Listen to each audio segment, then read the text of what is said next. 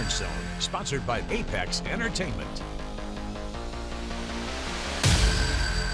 Hi, everybody. Welcome back to another edition of the Orange Zone podcast. I'm Samantha Croston. Today, I am joined by Emilie Rae Cochrane. She's a sports reporter at WBIR, which is a local station in Knoxville. You all know it. You all know why she's here. She's going to preview Syracuse football's first matchup against number 24 ranked Tennessee. It's next week. It's in Atlanta. It is on primetime television. There are going to be a lot of eyes on this game. Emilie, thank you so much for joining us. Thank you for having me. I'm excited to be here and I'm excited for that season opener in Atlanta. I think it is going to be a very good game and honestly a very telling game. I Yeah. should mention this podcast is sponsored by Apex Entertainment, so thanks as always to our sponsor. Be sure to like, comment, and most importantly, subscribe. It really helps us out when you do that. Anyway, for those of you who are listening, I think this is a really good chance for us to get into some of the X's and O's and some of the things that you've witnessed with your own eyes about this Tennessee team. We know that they are ranked preseason at number 24. I would like to, I guess, start by hearing a little bit more about your guys' new starting quarterback, UCLA transfer, Joey Aguilar. Very interesting backstory there as far as some of the moving pieces. What have you seen from him?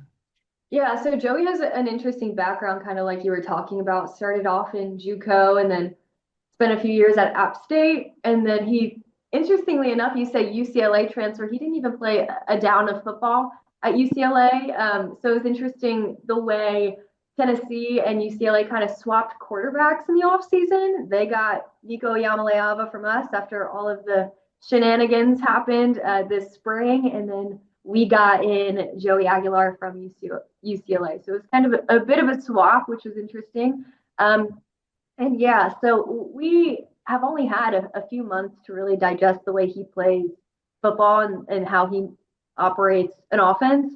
So it's been interesting to see, but from the outside looking in, he is much different from a typical Tennessee quarterback in the sense that he is a gunslinger. He does not really, I don't want to say he doesn't protect the ball, but it's not really what Tennessee is used to in a quarterback in the sense that he throws a lot of interceptions, but he gets a lot in return with touchdowns. So if you look at his stats from 2 years ago, he threw for 33 touchdowns and 10 interceptions, which is pretty good. But Josh Heupel's the type of head coach who doesn't want to see any interceptions from his quarterbacks. They like to manage the offense really well and protect the football. And that's something that, Aguilar, I don't want to say doesn't do, but is going to have to learn how to do. I'm gonna be able to butt these two things together, but I just pinned you for that part, but I'm so blurry. I don't know if you see that. I don't know why that's happening. So hold on. Hold on just a second. I don't know why that is occurring at this time, but that's okay. I can just edit that part in because I like your response on that. Yeah, no worries. Hold on, let's see. There you go. That's Okay. Um, we're back in action. All right. Okay. Um, okay. I'll just kind of start that back up. Um, So that's obviously one of the interesting parts there, is that you guys have a new quarterback here. Out of curiosity, what was the battle like, and how was it to just kind of witness that? I mean, not only from Aguilar's standpoint, but even just how did the coaches handle that, and how is the rest of the team feeling about the decision from what you can tell? yeah. So like I said, we have only gotten a few months to watch Joey do his thing, and even so, I feel like Tennessee probably a little bit different than Syracuse in the sense that we don't really get to watch a lot of practice. They are very protective about their players. When I say we quite literally get 5 minutes to go out and try to film and analyze the entire football team. And that's aside from the fact where they block off certain things. They block off, the end zone for deep balls. They block off some routes. So we don't ever really get a chance to see fully how things are operating until game day. So it's been interesting, but going back to your question, we kind of always knew that Joey was going to be the guy just because he has the most starting experience. He's an older guy, has been in college football and in this world for a while. Jake Merklinger, he was a backup last year. He was a redshirt freshman under Nico Yamaleava, their third string. And then George McIntyre is a five-star true freshman. So again, they all said that they competed at an extremely high level. Josh Heupel gave a ton of praise to all three of them. Essentially, when we asked them about how he made the announcement, he took all three of them into a room, talked about it, gave the reasons why he decided to make this move. And essentially, the team seems pretty happy with it. Joey Aguilar, again, just one of those guys who we kind of expected to lead Tennessee's squad from the very beginning. That is why Tennessee brought him in. He wouldn't be here if that wasn't the reason. Like I said, it's just kind of a matter of when the news was going to be announced.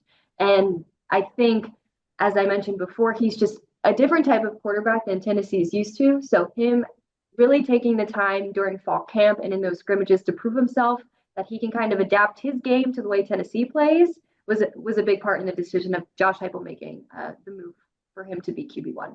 You touched on this a little bit, but my last Aguilar question would be, you mentioned he's a different type of quarterback than Tennessee is used to, and B, that he sort of had to get used to Tennessee's style of playing.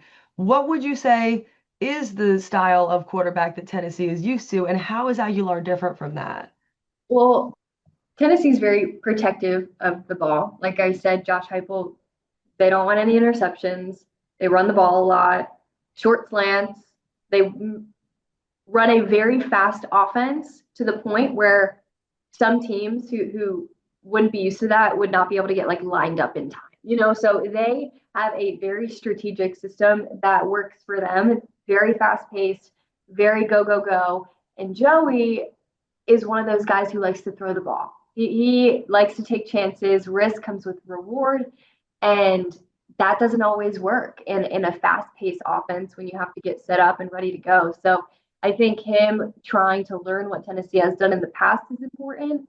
And also for them to give him a little bit of leverage as well, let him be himself. He had some crazy passes at App State, and, his stats 2 years ago were great, like I mentioned. 33 touchdowns, 10 interceptions. Like, yeah, you're throwing a lot of picks, but you're getting a lot of points on the board. So it's something that Tennessee, like I said, isn't quite used to, but I think a combination of the two will certainly be interesting. And like I said, we won't know till game day because we don't get to see a lot of what goes on in practice. And actually, it's funny because earlier you said with Syracuse it might be a little different. I think there are a lot of local reporters across the country who are dealing with a little bit of that, very short periods of time where you're trying to figure out what's going on. But I understand, and I think most journalists respect the fact that, of course, there's a little bit of secrecy there leading up to the game. But it is definitely going to be interesting what we're seeing on the field. What would you say beyond Joey Aguilar strikes you as some of Tennessee's strengths? After all, I know that there are some pieces that got moved around. There are some new faces, but they are ranked number 24, and that is for a reason. Yeah. Last year, I don't remember the exact preseason ranking, but I think they were much higher, maybe like 13. I would have to double check, but I don't think they're happy with 24. There's a reason why they're there, but they're a college football playoff team. So obviously the way they lost to Ohio State last year is probably why they're ranked the way they are. And with the whole quarterback situation, I mean, there's no shortage of drama that happens in Knoxville with QBs, with Nico leaving and Joey coming in. So the strengths are there. Tennessee's defense, like I said, is very veteran. There's a lot of guys there that have been there for a while. In terms of the other side of the ball, like I said, it's a little bit of a weaker side of things. They're only returning, I think, one starting offensive lineman, and Dylan Sampson, he was a running back. He was outstanding for the Vols last year. He put up most of their points. So not having those pieces will be definitely a struggle for Tennessee, but Tennessee's defense was ranked super high last year in multiple different defensive categories. And like I said, they've got a lot of the same guys. Arion Carter, you think about Bryce Neeson, he's been there for 6 seasons. This will be his 6th season. So leaders on the defensive side of the ball, I think will really get this thing going. And they are a type of defense who, especially their secondary, if they see a guy make a play, they want to do it right after. They're really hungry for it. The word they used to describe their defense last year was carnage. So it's very a violent defense that a lot of offenses can be, intimidated by, but I'd say their defense is definitely their strength. Okay. And then obviously, like you mentioned, there's a couple different ways to view this. On the one hand, they're a ranked team. On the other hand, last year they were a college football playoff team. So maybe 24 is actually a dig in some way. That's a question I'd have for you as well. Have reporters been able to ask at all about that ranking? And what is their mentality this year as opposed to last year? Do you find it to be different at all? They're just two completely different teams. Tennessee fans went into last season knowing that they had a five-star quarterback ready to go in and take the job. They had a veteran running back who was projected to have a standout year. He was a Doak Walker Award finalist, and did have an outstanding record-breaking year. So I think that the difference between last season's team and this season's team is quite incomparable when you really look at it, because there are so many different moving parts, specifically that start with Joey Aguilar, of course, someone who's going to be running Tennessee's offense. So going back to rankings, we don't typically ask them about rankings because they will always just say we don't care, or it will motivate us and yada yada yada. But we haven't asked about the 24 ranking, the 24 spot in the rankings just yet. But like I said, I don't know how this is going to go. Against Syracuse, obviously that team is not ranked, and Tennessee's coming off of a college football playoff year. So it'll be interesting, but yeah, we'll see how it goes. It's one of those things where you won't know till game day, like I said, and they'll either move up the rankings or they'll fall past 25. And I think that kind of leads me to my last question, which is in thinking about Tennessee's first game being against unranked Syracuse, but it obviously is on a very big stage. You have mentioned, and it seems, I think, apparent to anyone listening, that there are actually some similarities between this Tennessee and Syracuse team. How important do you think that this first game really is? What kind of statement is made by either a win or a loss here against Syracuse? Yeah, for Tennessee specifically, you're asking? Yeah. I mean, I think any win in your season is, especially an opening season win, is something that can really take the fan base to different levels. If they lose this game, they will literally be like, our season's over. You know how they get. You know how fans are, especially if they don't have a filter. So if they lose this game, then yeah, it'll just be negativity all around. And essentially, they'll think that there's no way to bounce back. Not all Tennessee fans. I didn't want to say it like that, but that's kind of how fan bases work. But if they win, you know, I think it would be expected for them to win just because of who they're playing, and the numbers that kind of go along with it and the rankings. Although, like you said, Syracuse does have some similarities with the quarterback competition and you guys finalizing, all of that this past week.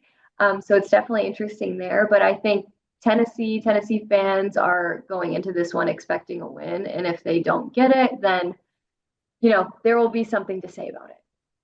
I don't doubt that, but who does not love some impassioned fans? I feel like that's what college football is all about. So, Emilie Rae Cochrane, thank you so much for joining us. Tell us where we can find you and your work. Yeah, so like you said, I work at WBIR in Knoxville. My Twitter is at @MCochraneTV, and I believe my Instagram is just Emilie Rae Cochrane. So find me there, give me a follow. It was great to talk to you though, Samantha. I had a lot of fun. Yes, you as well. You as well. Thank you, everybody, as always, so much for joining us. We will see you back here when the next big thing happens.